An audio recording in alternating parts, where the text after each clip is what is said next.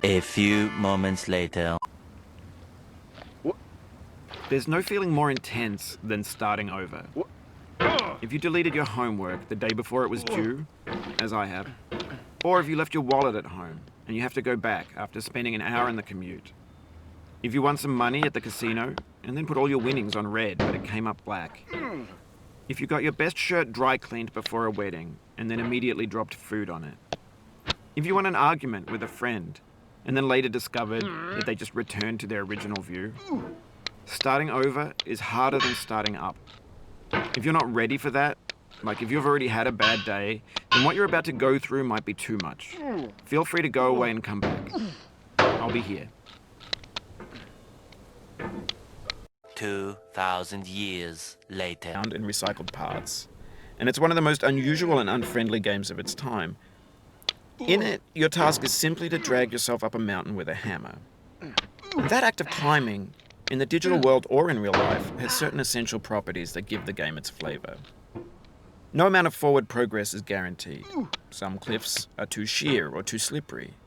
And the player is constantly, unremittingly in danger of falling and losing. Oh my God! Wow! Everything. Anyway, when you start sexy hiking, you're standing next to this dead tree that blocks the way to the entire rest of the game. It might take you an hour to get over that tree, and a lot of people never got past it. You prod and you poke at it, exploring the limits of your reach and your strength, trying to find a way up and over. And there's a sense of truth in that lack of compromise.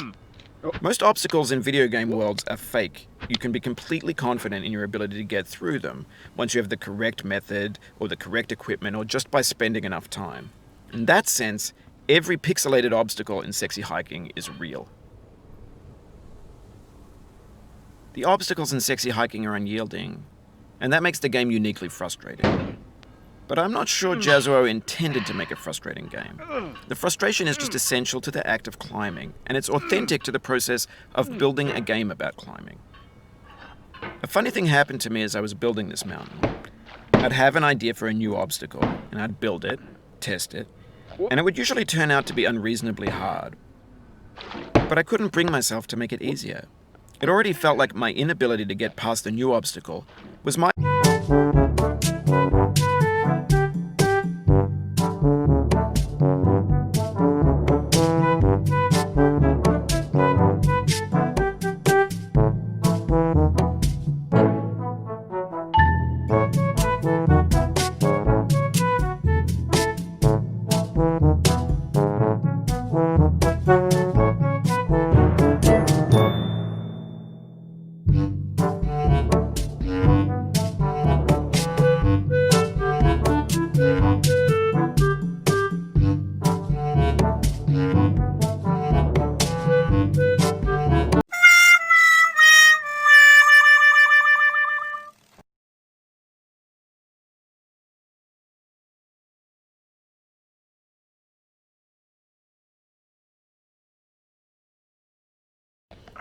I mean, they're trash in the way that food becomes trash as soon as you put it in the sink.